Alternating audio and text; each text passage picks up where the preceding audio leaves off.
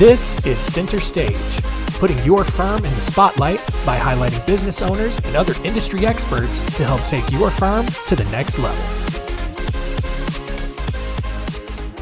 Hey everyone, and welcome to Center Stage. I'm your host, John Henson, and this week we're talking about psychology and how our minds work, or at least how your minds work when it comes to being a lawyer. I'm not a lawyer, but I work with a lot of lawyers. My guest this week, Gary Mitchell, he spent more than 15 years working with and coaching lawyers on how to grow their firms. So we've got some experience. We know at least what you're going through and kind of how your brains work a little bit. And so we want to talk about just a few different aspects, just kind of a lawyer's brain and what you can do to kind of train the different areas of your brain to just be a more well-rounded lawyer and balance that execution side with the strategic side of being that firm owner and that entrepreneur.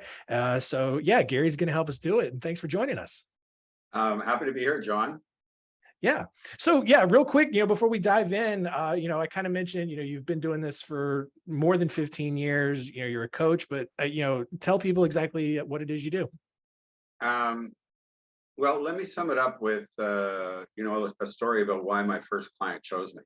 He was already a somewhat successful partner at a very, very large litigation firm, right? But he started to drink the green juice, go into the gym, like he wanted to step everything up, right? And he says to me, he looked at two other people. I was brand spanking new, John. This was my first client, okay? I'd done research into the legal industry, but I had no experience from the legal industry. And he had spoken to a couple of people from legal marketing, and he said, you know why I chose you, Gary? He goes, I already know how to be a lawyer. I want what you got, entrepreneurial drive and spirit. And he really set me up for a career, and that was 16 years ago now. Yeah. What do I do? It goes beyond being a business coach. I help lawyers change the way they look at the business of law. And, I'm not judgmental. I focus on their strengths, right? I'm not a lawyer and I don't want to be a lawyer. Right. But we need them. And there's certain attributes, skills, a mindset that comes along with being a lawyer, and they're actually critical to becoming a lawyer. But ironically, those same attributes, mindset, and approach are detrimental to them becoming successful as an entrepreneur and business owner. Yeah.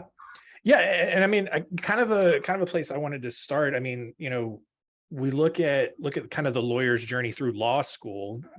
Very few of them, if any at all, are actually taught how to run a business. They're not taught the business side of law. And I think maybe business lawyers might have a little advantage because they work, kind of in that space.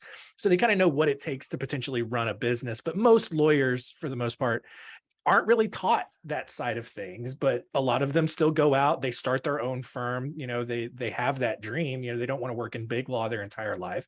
So what are some of the biggest challenges that you've seen with some of your clients and the lawyers that you've worked with when they go out and try to start their own firm? Okay, well, first of all, I'm not going to law school bash. Oh yeah, no. A lot of people do. I'm not saying you did, but a lot of people do. And they go, law school doesn't do this. Law school doesn't do that. Let me start with what law school does. It trains people how to learn. That is the most effective thing that comes from law school. So, and we're dealing with highly intellectual, highly intelligent people. Yeah. The difference being it's book smart, intellectual smart, rather than street smart, so to speak, like people skills, right? Yeah. So given what I just said, lawyers are trained how to learn. They're highly intelligent. Entrepreneurial skills are definitely learnable if they're pointed in the right direction, given the support, given the tools and the strategies. They can actually learn quite quickly. I mean, I guess the first step is awareness, recognizing that they don't know everything. And some of them will go out on their own. A lot. That's actually a trend, right? A lot of students are coming out of law school and just opening up their own shops. They, like you say, they don't want to go to big law. And so the alternative is to try and go out on their own. And, many of them are quite successful. I remember having a client a few years ago. He was 34-ish, okay? He'd never worked at another firm. He went out on his own from the beginning. 34, he already had 5 other lawyers working for him. Wow. I mean, that's pretty amazing from my experience, okay? but he recognized to take it to the next level, he did need some help. And so, I mean, that was my sweet spot. He's well into a career. He's already growing. He's recognized what he's done right. He's recognized the mistakes he's made. He's recognized what he needs help with. The last I checked, I actually saw him a couple months ago. He stopped over in Toronto, and he's up to 12 lawyers now, and that's a couple Nice. years. So what do lawyers? Well, first of all, I always say this, but be the lawyer, be the best damn lawyer you can be, and then build an amazing team around you to take care of all the other tasks and strategies and skill sets. It goes back to one of the exercises I take my clients through in the program is to go through a SWOT analysis: strengths, weaknesses, opportunities, and threats.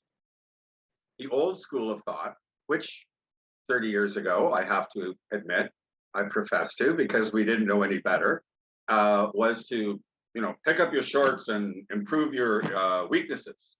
Well, then along comes Steve Jobs, and he has a different philosophy, which I now fully espouse to. And that is, what you do with your strengths? You master them. You put all of your energy towards becoming a master. In this case, a master lawyer. And then you build your team around your strengths, filling in the gaps and holes or weaknesses. And you know what happens, John? Not only are my clients happier when they do this because they're focused on things they truly enjoy and why they went into law in the first place, but those people they're bringing on to fill those gaps and holes are way better at those tasks than the lawyers are. Yeah. They enjoy them. And so it's just a win-win-win. Yeah. One of the things you pointed out, especially talking about law school and just how it teaches the thought process. I mean, one of the big kind of aha moments that I had, I was always one of those people, coming up through school where it's just like, well, why do we have to take algebra and calculus and trigonometry? We're never going to use that. But then I realized, it's not necessarily about how to do math with letters. It's building those thought processes and training you in those skills to think in that sort of problem solving way. And we didn't know that at the time, right? I'm with you on that. I hated algebra. Yeah, it would be really helpful, I think, if teachers kind of explained that to students, but whatever, we're here now and it's fine. We figured it out. But I think to your point, being able to master those skills and it starts with that awareness and being able to admit that, hey, it's okay that I don't know how to do something in particular, because, we see a lot of these lawyers, they go out and they're, being true solos. And so they're not just being a lawyer, they're also being a bookkeeper and a marketer and a, receptionist and an admin, HR, IT. They're trying to do all of these things. That's not where your strengths lie. You went through all this schooling, the way your mind even is wired. You're good at being a lawyer and the legal stuff. You touch upon an important point, John, because even though they can do those things, they can't do them as well as other professionals. I mean, I'm certainly not going to want to walk into a boardroom and have a negotiation over a contract about something I know nothing of. I mean, when your car breaks down, who do you go to? Right, a mechanic. Yeah. When there's something wrong in the bathroom, who do you call? Plumber. Right. But this is more often than not, it happens in that circumstance where it's solo practice, right? And it's usually also in the startup phase because they're worried about money. They're worried about, and I always say, do the math. How much do you charge for your services? So if you're doing the ad work or you're spending time doing admin work, think about the math. Think about the difference between what you can charge for your services and what you pay someone else who's going to be way better at it, by the way. Yeah. 9.5 times out of 10. It's a fraction of the cost. So many lawyers, actually many business people, this is not just a lawyer phenomenon. This is a small business phenomenon. When people are getting started, especially in those early days, they think, oh, I can't afford to do this. I can't afford to do that. If I'm working with a startup, I'm like, you know what? You can't afford not to hire people. Think about this. Look at this on a weekly, then a monthly and a yearly basis. And you brought up math. I always say to my clients, do the math. And we're talking simple math, business math. Yeah. Not algebra, not geometry. Right. It's right there. And so it's just a matter of turning their mindset around to be looking at things like that. And that's the business side. And, again, what I'm saying, there's no absolute. Same thing as in a large firm. You do have rainmakers, but they are rare. They are Yeah. rare. Yeah. Those people who come out of law school, build a career, can build a million, million and a half, 2 million plus practice because they know how to do it. They are rare still to this day, right? Same thing as an entrepreneurial lawyer. Now, I have had many entrepreneurial lawyer clients over the last 16 years, but they're rare. And Yeah. what I love doing is getting a client who's willing and open to getting the coaching and training to take them to their goals, because I'll help them get there faster, shorten the learning curve. There'll be a lot less pain. And one thing that'll be very important to them, I will save them a lot of money. Yeah. Oh yeah. Yeah. You talk about doing the math. I mean, I sat down and I kind of did this kind of based on data that we got from a trends report that we did. I kind of averaged it. I know a lot of lawyers don't do hourly anymore, but like, Right. you go revenue divided by hour, you can get kind of an hourly rate. And so, I mean, even just if you average around $300 an hour, I just looked at it from the marketing standpoint, and a lot of lawyers try to do their own marketing. You end up losing out anywhere from $5,000 to $10,000 a month At just least. doing Yes. just doing marketing, and just Yeah. even like a subset of marketing, not even necessarily paid ads, SEO, keywords, algorithms, all that. I'm talking just like content generation Yeah. and referral generation and stuff like that. And so Well, I'll again, jump in here. I'll jump in Yeah. here in your support of that argument, because working with a senior partner, and yes, you can train old dogs new tricks. Let me just say that. Yeah. Oh yeah. Senior partner, and he had always avoided social media. And I said, okay, what part of social media do you hate? He said, pretty much all of it. I'm like, okay, well, let's get to the nitty gritty. So I paired him up with a VA, virtual assistant. So she took the content out of his brain, which he had tons of, right? Yeah. Mid-50s lawyer. He's got a lot of content. Oh yeah. And she took it out of his brain and did the job for him. Oh my God. I remember the first coaching call after I put them together, and he was like, thank you, thank you, thank you. Yeah. It took the pain away. And I know what you're getting at. It's like marketing is a huge example. HR is another, right? If you're a smaller firm, having your office manager trained up on HR to take that off your plate. Ultimately, if you're the owner of the firm, like you signed at the dotted line, you always have the final say. But why not reach out to experts in their fields? Again, building your team. And if you're solo practice, you're still building a team. They could be like on contract, part-time, outsourcing. There's always a solution. I'm not talking about building this huge, massive management structure. No, Right. But reach out, look for professionals that can take care of those things that often cause you stress and are taking away from focusing on what you actually love. Like this same client said, now I find I'm truly focused on doing the things I love. And I'm like, oh, because you're delegating? Right. Yeah. I know I see so much about just burnout in the legal industry. And I just wonder just how much of that is caused by this lack of delegating and trying to do too much. And a lot of it being stuff that they're not super passionate about to begin with. Well, they try to, and I understand, I really understand. You want a little bit of psychology. The psychology about delegating is it stresses them out to let go of the control. Oh yeah. Oh yeah. Okay? So I hold their hand. I go, we're not jumping out of a plane at 50,000 feet. Let's try some parasailing at about 100 feet above sea level, right? Right. Got a soft landing. It's only 100 feet. The thing about delegating is that they're so afraid of letting go of the control that they continually, they're going around the rat, whatever that wheel is called. You know what I'm talking about? The rat spinning around the wheel. Yeah. And I always say, listen, if you keep doing this, first of all, you're really gonna burn out. And I don't even want to go where that can lead to health, Right. career, whatever, Yeah. relationships. Um, it's not sustainable. What they need to do is get in there, find the right people. That's key. Find the right people who they can trust, and then slowly but surely start to delegate more and more of those responsibilities that they shouldn't be doing off their plate. Give constructive feedback, right? I mean, teaching them how to delegate is an important part of what I do as well, Yeah. because they will, like I say, you've done it 100 times, but you're training it. Say you're even a junior lawyer, right? Maybe not even outsourcing what we were talking about, something else, but a junior lawyer.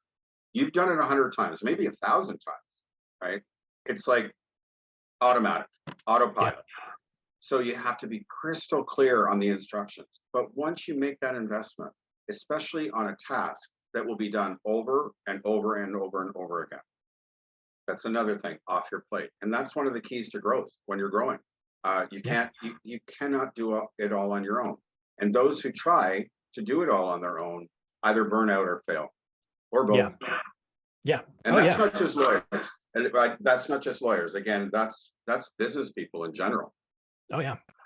Yeah, I mean, we're one of the things, and I mean, I've even had this experience in myself, working here, where it's like, just because we were kind of small, as we grew, we were able to hire some people to help out. And it was difficult for me to let go of some of those things. But what I Yeah. found is that if you have really well documented systems and processes where you have written down exactly how you do things and how you want them done, you can give that to people. And now you at least have the confidence that they're doing the thing that you want done.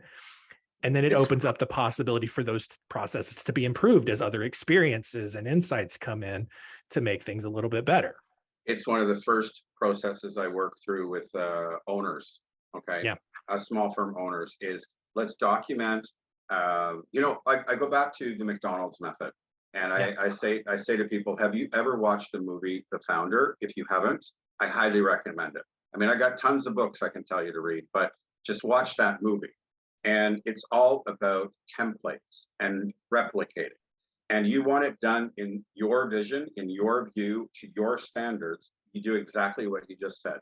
We document every process. Yes, it takes time, I know, but I can project where you will be 10 years from now if you actually do this now, as Yeah. opposed to keep spinning around, right? You're going to get the quality level that you're after, but you're going to be able to grow and grow beyond the next person and the next person and the next person. Systems, processes, templates, it's key. And that's why McDonald's probably to this day is still the most successful franchise in the history of the world. Yeah. They got that right from the beginning, right? Yeah. I know McDonald's is not law, but we can all learn business from other industries. Right. Yeah, for sure. Yeah. Yeah. So, you talked about how, you've seen a couple of like truly entrepreneurial minded lawyers, throughout your career, but a lot of them, are more just executors. Mhm. They're good at, getting down into the weeds and just running through all the casework and everything, rather than being more high level strategic thinkers, big visions and stuff like that. What, especially when it comes to the business side of a firm, I mean, what can people do to kind of improve on those entrepreneurial skills? Because like you said, they can be learned. Well, the first comes with mindset, to be quite honest, because what defines an entrepreneur from a business owner is a drive. They're willing to take risk, which is the total opposite of most lawyers, being highly risk averse. It's and again, it goes back to what the individual wants. If Mhm. they want to be a successful solo practice lawyer, there's nothing wrong with that, right? That's their choice. Yeah. But if they want to grow, that does require a different mindset. And if they don't have the skills, they can be learned, but they're going to need support to learn those skills. Yeah. I'm not pitching myself. There's many people out there. I've just taken a more like beyond business. It really is about an entrepreneurial mindset. And what separates a business owner from an entrepreneur is an entrepreneur allows they get to this creative place where the ideas are flowing, and you cannot be doing that if you're bogged down in the everyday minutia of every element of your law firm. So again, it goes back to delegating, getting the things off your plate that you really shouldn't be doing. And this goes for the whole system, right? When I'm working with a small firm owner, I'm like, we start with you. We go to the next tier, your lawyers, and maybe there's another tier of lawyers, and then maybe it gets to paralegals or clerks, and then it gets to assistants, and making sure that everyone is in the right place doing the right tasks that are most efficient for the firm overall. And let's not forget the clients. Yeah. Making sure the clients are getting the best value. And so I do a time audit, right? I do a time audit with my clients. And it's like, I get them to record all their non-billable, and I mean non-work. So if they're not hourly, that's fine, but they're Right. non-billable work over a 2-week period, because that's a good measurement. Yeah. And I'm not talking about lunch breaks or washroom or whatever. I'm talking about all that admin stuff, right? Yeah. Half the time they know it. The other half the time, they're not even aware of how much time they are spending outside of billable work.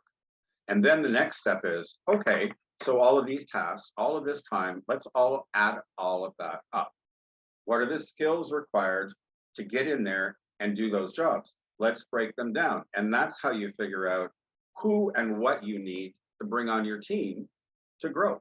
So I have a very practical, simple, down-to-earth approach to all of this, John. It's not pie in the sky. It's not hyperbole. It's really, really down-to-earth, practical stuff. And some of my clients, the feedback I've gotten, it's like I get to the end of a call and they're like, God, Gary, I never thought about that profitability angle.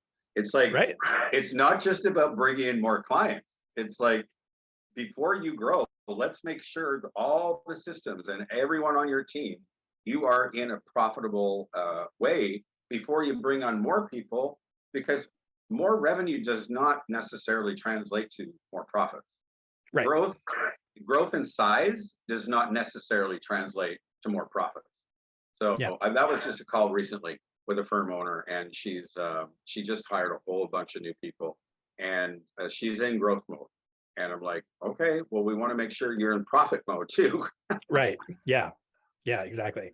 So to kind of start, wrapping everything up here, we talk a lot about right brain versus left brain, logic versus, more creative in the more general sense, kind of, for people who may not be super familiar with that, kind of explain more about what exactly that means and how you can get both sides of your brain to really work together to help you build a successful firm.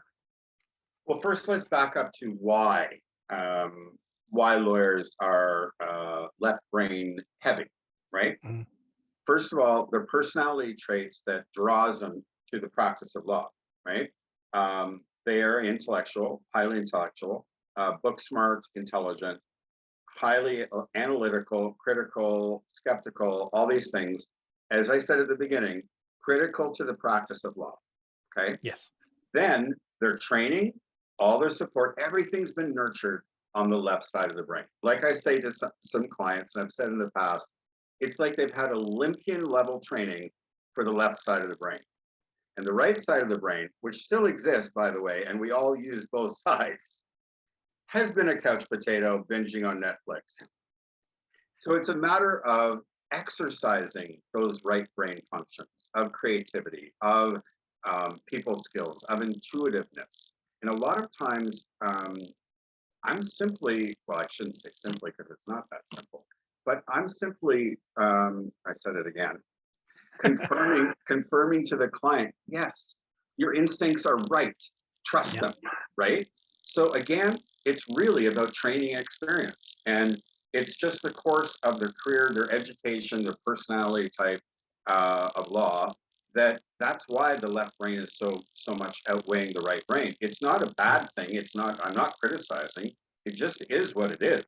And if you look at different professions, right?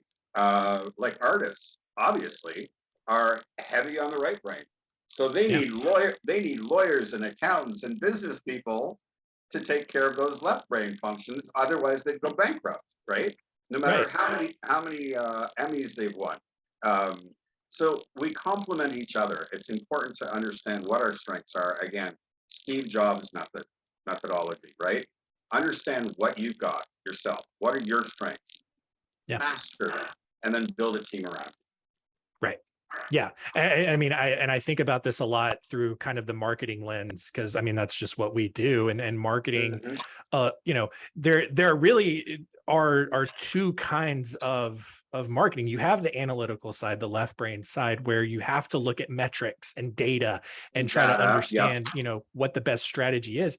But you also have to have that right brain creativity to be able to make those emotional connections with your audience.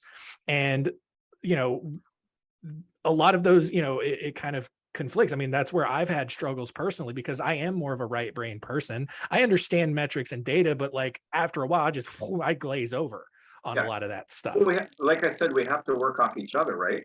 Let me Right. ask you. Let me ask you a question, which I think and hope I know the answer to. 'Cause you should never ask a question unless you know the answer. When you're working with lawyers, Yeah. don't you find some time, even though you're on the creative side, don't you find some time that when you free them up, taking away all that, the data and measurement, and you start on the creative process, that they actually start exploring their creative side with you? Oh yeah. Oh yeah. It's amazing kind of, listening to our account managers go through like a website design call with our clients, where it's like, maybe at first they don't really have any idea what they want. And so you Yes, kind of show them some examples, show them some design, and it's all of a sudden they get real opinionated. that's Yeah. right. The light bulb comes on, and Yeah. you're freeing them, and it's collaborative. This is another right brain function that they're Yeah. not used to, right? So, a big example of that, silos in the bigger firms, right? Yeah. Everybody's holding on to their own thing. They don't get the chance to collaborate. Again, my experience, the lawyers that open up and do collaborate, either across, you know, above and definitely below, bringing associates on, they thrive. They love it. I mean, Yeah. who doesn't? We're human. Do we not like to interact with each other? And you Right. come up with an idea, and then I'm like, hey, John, that's fantastic. What about this? And it goes back and forth and back and forth. I personally love that. And Yeah. I know a lot of my clients, once they're exposed to it, and again, that trust factor, right? Once they Mhm. know that trust factor, it opens a whole floodgate. And you can see the light in their eyes, and they're like, wow, this Yeah. is this is awesome, Yeah. So it's You again, talk. it's stretching, exercising, practice. It's the same thing that they've been doing with the left brain functions their entire careers. Yeah. And you talk about building those entrepreneurial skills. I mean, at least in my mind, the most kind of stereotypical entrepreneurial people are those big idea people, Yep. constantly coming up with new Yep. ideas. Boom, All of a boom, boom, boom, sudden, boom, boom, yeah, boom. you Yep. start collaborating with people, you kind of feed off of their ideas. All of a sudden now, that's, you start building that skill, and now all of a sudden you've got a lot of ideas and everything going on. And so Well, those boom, boom, boom, boom people, Bill Gates, Steve Jobs, they couldn't have gotten to where they are without building a team of yeah. the left brain, right? Like Yeah. I said, the artist, right, needs the Yep. accountant, the lawyer, manager, blah blah blah. So we have to, again, we have to know who we are, what our strengths are, and accept the fact that we can't do everything. Maybe we can do everything, but can we do it well? Right. That's the question. Yeah. Are we the best person for the job? Or Yeah. should we focus on a small firm owner? I give you an example. The three things they need to focus on. First, mastering being the best damn lawyer they can be. Yeah. Second, business development. They got to bring in clients. And third, leadership.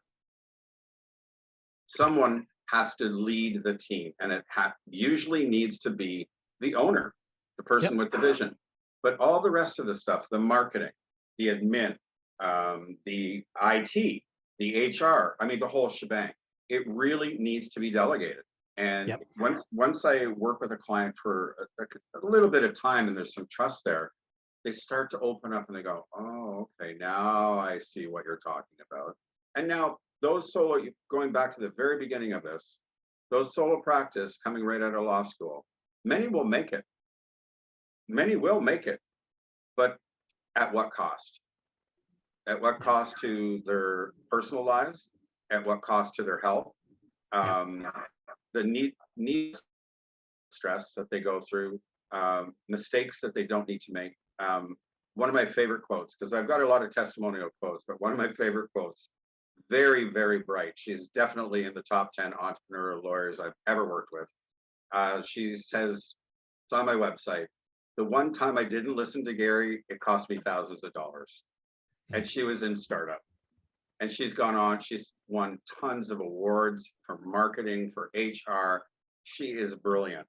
But I really love that quote because she recognized right out of the gate, hey, I don't know everything. And she's built an amazing team around her. Yeah, love it. So biggest takeaways, I think, is be aware of your strengths and focus on those strengths and have a good team around you, be able to delegate to a good team around you that can fill in those gaps. No matter where you are, if you're solo, if you're a partner at a firm, I don't care the size of the firm, the location of the firm. If you're growing a small firm, the formula is the same. Yeah, love it. Yeah, Gary, this has been absolutely incredible. How can people reach out to you to chat with you and learn more? My website is ontrackcoach.com. There's no K in on track. And my email is gary@ontrackcoach.com. That's the best way. Awesome. Yeah. And I will have that. And that's the first step, John, is having a chat, right? Yep. And exactly. Finding out where they want to get to and how I can help them. But awesome. Yeah. And I'll have that information in the show notes so you can go right down in there and get that. One final question for you before we wrap everything up here. If you had one final piece of advice for our listeners, what would it be? I think you just did it. I think you just summed it up. Know your strengths and build the team around you. I know I sound like a broken record, but there are some things that I do repeat over and over and over again on purpose. And again, if you're starting out, if you want to remain solo practice, if you're growing a small firm, if you're a partner at a mega firm, which I've worked at as well, the formula is the same, and then if they'll find out at the end of the day, oh, I love being a lawyer again because I'm being a lawyer. I'm not being everything. And the stress level goes down, the fulfillment goes up. Guess what also goes up? Yeah. Profit. Income. Yeah, exactly. Income and profit. Yeah, exactly. And that helps everything out. Awesome. Gary, this has been really great. A lot of great insight and perspective there. And really great job of just crystallizing, I think one of the biggest needs, I think, in a lot of lawyers' lives. So that's going to do it for us this week. Continue to rate and review us wherever you're consuming the show. Really do appreciate all the feedback that we get every week here. And that's going to do it. Gary, thanks so much again for joining us. Thank you, John. Take care.